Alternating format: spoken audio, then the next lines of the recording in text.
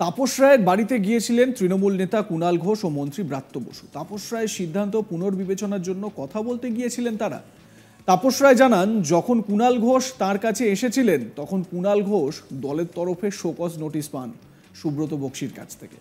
তাপস রায়ের খোঁচা, এই হচ্ছে তৃণমূল দল, এখানে যাদের বহিষ্কার হওয়া, শোকজ হওয়া উচিত তারা বহাল তবিয়তে থেকে যায়। অর্থাৎ তৃণমূল নেতৃত্বকেই তোপ দাগেন এবং তৃণমূলের যে কর্মপদ্ধতি সেই কর্মপদ্ধতির বিরুদ্ধে সরব হন তিনি। তাপস রায় কি বলেছেন শুনে নিন একবার। ওরা আমায় ভালোবাসে, ছোট ভাই। অবাক হয়ে গেলাম যে কুণাল তো আমাকে যাতে আমার সিদ্ধান্ত পুনর্বিবেচনার জন্য আমাকে অনুরোধ করতে এসেছিল, তখনই নাকি ওর কাছে দলের তরফ থেকে সুব্রত বক্সির শো কজ নোটিশ এসেছে। হ্যাঁ, এই হচ্ছে দল। ও আমাকে বোঝাতে এসেছে আর ওর শো কজ নোটিশ পাচ্ছে। এই দলে যাদের সাসপেনশন হওয়া উচিত, শোকজ করা উচিত এবং বহিষ্কার করা উচিত, তারা বহাল তবিয়তেই থাকবে। ওরা আমায় ভালোবাসে। দল ছাড়ছেন বিধায়ক তাপস রায়, এই রকম একটা জল্পনা তুঙ্গে উঠেছিল। সোমবার ৪ মার্চ তাপস রায়ের বউবাজারের বাড়িতে পৌঁছে গিয়েছিল মিডিয়া। সাংবাদিকদের মুখোমুখি হয়ে তাপস রায় তখন জানান দল পাশে দাঁড়ায়নি। 2024-এর 12 জানুয়ারি তাপস রায়ের বাড়িতে তল্লাশি অভিযানে গিয়েছিল কেন্দ্রীয় তদন্তকারী সংস্থা ইডি। তাপস রায়ের অভিযোগ, ৪ মার্চ পর্যন্ত 52 দিন হয়ে গেলেও তৃণমূল নেত্রী এই ঘটনায় তার পাশে দাঁড়ায়নি বা তৃণমূল নেত্রী তাকে ফোন করেননি, দলের তরফে কেউ ফোন করেনি। অথচ সেদিনই অর্থাৎ 12 জানুয়ারি বিবেকানন্দর জন্মদিন উপলক্ষে এক অনুষ্ঠানে দলের অনেক নেতাই গিয়ে আনন্দ করছিলেন এবং তার বাড়িতে ইডির তল্লাশিকে কেন্দ্র করে তারা উল্লসিত হয়েছিলেন। এ নিয়ে মুখ্যমন্ত্রীর বিরুদ্ধেও নিজের অভিমানের কথা তুলে ধরেছেন তাপস রায়। তাপস রায়ের আরও অভিযোগ, দলের একাংশ তার শুভানুধ্যায়ীদের থেকে তিনি জেনেছেন এই ইডি হানার পেছনে নাকি রয়েছেন দলেরই কেউ কেউ। শুনুন তাপসবাবুর বক্তব্য। ইডি অভিযান আজকে 52 দিন দল আমার পাশে দাঁড়ায়নি। কেউ ফোন করে আমার পরিবারের লোককে, অথচ মানে আমার স্ত্রী, আমার ছেলে তো বিদেশে, মেয়ে, এদের কনসোল করেনি, আমাকেও ডাকেনি বা ফোন করেনি। এবং এটার পেছনে সকলে জানে, আমাকে 40-50 জন আমাদের দলের আমাকে ভালোবাসে, এরকম রাজ্যসভা লোকসভার এমপি, এমএলএস, মন্ত্রীরা এবং আরো বিদগ্ধ ব্যক্তি, সাংবাদিক কুল এবং অরাজনৈতিক যারা খবরাখবর রাখে, তারা আমাকে বলেছে যে এর পেছনে আমার দলেরই কেউ কেউ আছে। তো সুতরাং, এবং যখন আমার রেড চলছে আমার বাড়িতে, তখন এমএলএ, এমপি বা কারুর বিবেকানন্দের বাড়িতে, সেদিন 12 জানুয়ারি বিবেকানন্দের জন্মদিন ছিল, আমারও যাওয়ার কথা ছিল, সেখানে তাদের উল্লাস পরিলক্ষিত হয়। সেগুলো আমাকে সাংবাদিকরা এসে বলে, ছাত্র যুব নেতৃত্ব এসে বলে। তাদের কেউ কেউ অবশ্য উল্লাস করলো, অনেকেই তার প্রতিবাদ করেছে। একই সঙ্গে তাপস রায় জানান, মুখ্যমন্ত্রী বিধানসভায় শেখ শাহজাহানের বাড়িতে ইডির হানা নিয়ে প্রসঙ্গ উত্থাপন করলেন, কিন্তু তার বাড়িতে যে ইডির হানা নিয়ে একবারও কিছু উল্লেখ করলেন না, যেটা তাকে আহত করেছে।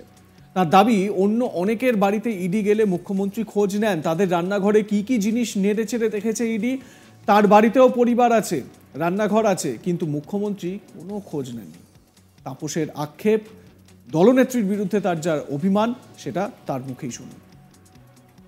আরো দুঃখের বিষয়, মাননীয় মুখ্যমন্ত্রী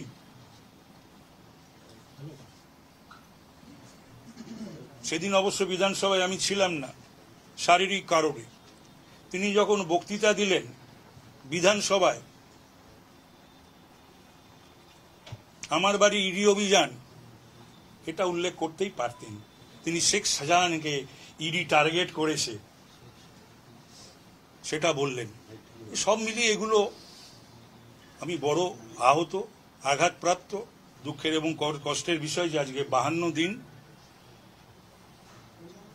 মাননীয় মুখ্যমন্ত্রীর ডাক পাইনি, আমার মিসেস বা কন্যা তাদেরও কনসোল করেননি। অথচ অনেকের সম্বন্ধে আমার ভালো লাগে যখন উনি তাদের পাশে দাঁড়ান, তাদের কথা বলেন, আমার খুব ভালো লাগে। আমিও আশা করেছিলাম আমার এবং আমার পরিবারের এই ক্রিয়েটেড একটা যে ইডি অভিযানে বিধ্বস্ত আমি এবং আমার পরিবার, তার পাশে দল বা মাননীয় মুখ্যমন্ত্রী দাঁড়াবেন, তো সেটা আমি দেখিনি। উনি অন্য কারোর বাড়িতে ইডি অভিযান গেলে তাদের রান্নাঘরে যদি কৌটো টৌটো মানে মশলার কৌটো, চায়ের কৌটো, এই সমস্ত ইডি নাড়াচাড়া করেন। আমাদেরও একটা ঘর আছে, পরিবার আছে, রান্নাঘর আছে, আমারও স্ত্রী পুত্র পরিবার আছে, আমার পুত্র যদিও বাইরে থাকে। তো এগুলো নিশ্চয়ই আমার হৃদয়কে ভারাক্রান্ত করে। তার হৃদয়কে ভারাক্রান্ত করে। তিনি বলছেন আমারও পরিবার আছে, আমারও বাড়ি আছে, এবং একটু খোঁচা ভরা কথাতেই বলছেন যে আমার বাড়িতেও রান্নাঘর আছে। মমতা বন্দ্যোপাধ্যায় তার দলনেত্রী এক সময়ের, এবং তিনি বলছেন যে আমার পুরনো দলের সুপ্রিমো, তিনি আমার বিরুদ্ধে কোনো খোঁজ খবর নেননি। বিধানসভায় ইস্তফা দেওয়ার পর বেরিয়ে এসে তিনি এমনটাই বলেন। একই সঙ্গে তার যে অভিমান এই বিষয়টাতেই তিনি কিন্তু সেটা স্পষ্ট ব্যক্ত করেছেন। একই সঙ্গে তার ক্ষোভ, সেটা যে সুদীপ বন্দ্যোপাধ্যায়ের বিরুদ্ধে, সেটাও জানাতে ভোলেননি। এবং পরে তার বউবাজারের বাড়িতে যখন সাংবাদিক বৈঠকে তিনি বসেন, তখন সাংবাদিকরা প্রশ্ন করলে তিনি বলেন যে তার বাড়িতে যে ইডির রেড হয়েছিল, সেই ইডির রেড বিজেপি করায়নি, সেই ইডির রেড করিয়েছিল সুদীপ বন্দ্যোপাধ্যায়। তার ব্যক্তিগত কিছু কানেকশন রয়েছে, সেই কানেকশনকে কাজে লাগিয়ে তার বাড়িতে ইডির রেড করানো হয়েছিল, এমনটাই অভিযোগ করেছেন তাপস রায়। একই সঙ্গে তার অভিমান শোনা গেল মমতা বন্দ্যোপাধ্যায়কে কেন্দ্র করে।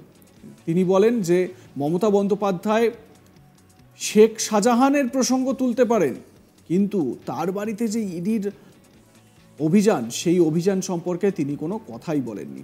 অন্যদিকে খুব তাৎপর্যপূর্ণভাবে একটা কথা তিনি বলেন যে কুণাল যখন তার কাছে তাকে বোঝাতে এসেছেন, তখন কুণালের কাছে শোকজ নেটার চলে গেছে সুব্রত বক্সির কাছ থেকে। তৃণমূল দলের যে কর্মপদ্ধতি, সেই কর্মপদ্ধতি নিয়েই এক প্রকার প্রশ্ন তুলে দেন তাপস রায়। এবং কয়েকদিন ধরেই তিনি দলীয় কিছু নেতার, সুদীপ বন্দ্যোপাধ্যায় সহ বেশ কয়েকজন নেতার বিরুদ্ধে যে সোচ্চার হচ্ছিলেন, তা এর জন্য বোঝাই যায়।